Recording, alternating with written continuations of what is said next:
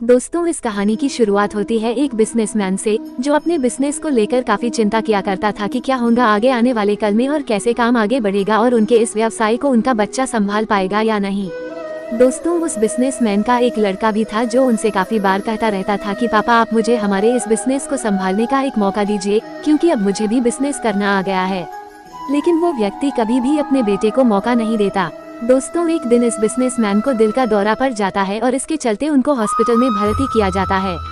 जैसे ही ये खबर उनके बेटे को पता चलती है, उनका बेटा दौड़ करके हॉस्पिटल में पहुंचता है। बेटा हॉस्पिटल में पहुंचने के बाद उसने ये देखा कि उसके पापा अब एडमिट है और डॉक्टर्स ने उससे ये कहा कि आपके पापा अब पहले से थोड़ा ठीक है और धीरे धीरे करके वे अब रिकवर हो जाएंगे। फिर उस लड़के ने अपने एक दोस्त को कॉल करके वहाँ पर बुला लिया। फिर उसका दोस्त वहाँ पर आता है और उससे पूछता है कि क्या हुआ भाई। फिर उस बिजनेसमैन के लड़के ने अपने दोस्त से कहा कि मेरे पापा को दिल का दौरा आया है और उन्हें अस्पताल में एडमिट किया हुआ है। इसके बाद उस बिजनेसमैन का लड़का अपने दोस्त से कहता है कि चलना जरा बाहर चल के आ जाते हैं, बहुत देर हो गई है इधर। और फिर वो दोनों अस्पताल से बाहर चले जाते हैं। जब वो दोनों अस्पताल से बाहर निकले तब उनको एक आइसक्रीम वाला दिखाई देता है। फिर उस बिजनेसमैन के लड़के ने अपने दोस्त से कहा है कि भाई आ जाओ, आइसक्रीम खाते हैं। ये बात सुनकर उसका दोस्त थोड़ा चौंकता है और मन ही मन कहता है कि अरे ये क्या पागलपन है, पापा अंदर भर्ती है और ये यहाँ पर आइसक्रीम खाने की सोच रहा है। फिर उन दोनों ने आइसक्रीम खरीद ली और वे दोनों आइसक्रीम खाने लगे। लेकिन उसका जो दोस्त था ना, उससे ये रहा नहीं गया और उसने अपने दोस्त से पूछ लिया कि भाई, मुझे समझ नहीं आ रहा है कि तुम्हारे बिजनेस का आगे क्या होगा और तुम्हारे पापा की तबीयत भी ठीक नहीं है और तू यहाँ आइसक्रीम खा रहा है, मुझे कुछ समझ में ही नहीं आ रहा है। फिर ये जो बिजनेसमैन का लड़का था ना, और उसने जो बात कही उसे आप ध्यान से कहिएगा। उसने अपने मित्र से कहा कि मुझे ये मालूम है कि तू ये सोच रहा होगा कि मेरे पापा एडमिट है, यहाँ पर आइसक्रीम चल रही है, मुझे चल रहे हैं, पर ऐसा कुछ नहीं है। मैं भगवान श्री कृष्ण का बहुत बड़ा भक्त हूँ और उनकी दो बातें हमेशा अपनी जिंदगी में याद रखता हूँ। पहली बात, जो हम सबको पता है कि काम करना है और फल की चिंता नहीं करनी है, इसलिए जो होगा देखा जाएगा। मैं सिर्फ अपने काम पर ही फोकस करूँगा और फिर बिजनेस भी अच्छा चलेगा। दूसरी बात, वो लड़का अपने दोस्त से कहता है कि मैं तुम्हें भगवान श्री कृष्ण की कहानी सुनाता हूँ, जो तुम्हें दूसरी बात क्या है वो अच्छी तरह से समझाएगी।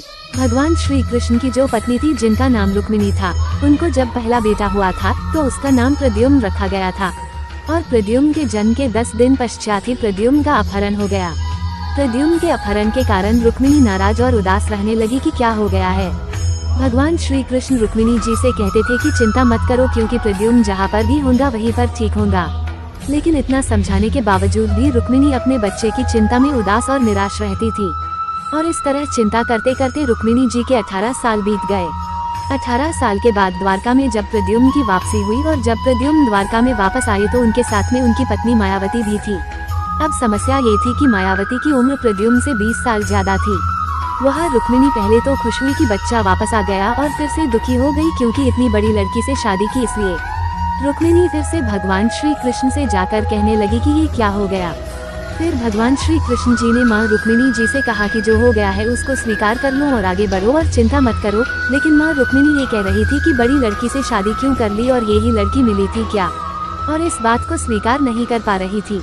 इसके कारण 8 साल तक माँ रुक्मिणी जी दुखी और निराश रही और 8 साल के बाद रुक्मिणी जी ने ये स्वीकार कर लिया कि प्रद्युम्न ने जो यह शादी करी थी वो ठीक है और इसके लिए ज्यादा चिंता करने की जरूरत नहीं है, और उस शादी को उन्होंने स्वीकार कर लिया। दोस्तों, एक तरीके से माँ रुक्मिणी जी ने अपने जिंदगी के 26 साल उदासी में बिता दिए।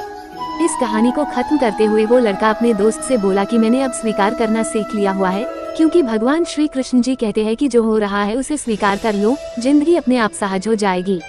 दोस्तों, ये छोटी सी कहानी जो हमें 2 बड़ी बातें सिखाती है और यही बातें मैं आपके साथ शेयर करना चाहता था कि हमारी जिंदगी में जो कुछ भी घटता है उसे स्वीकार करना सीख लीजिए और फिर जिंदगी अपने आप सहज हो जाएगी।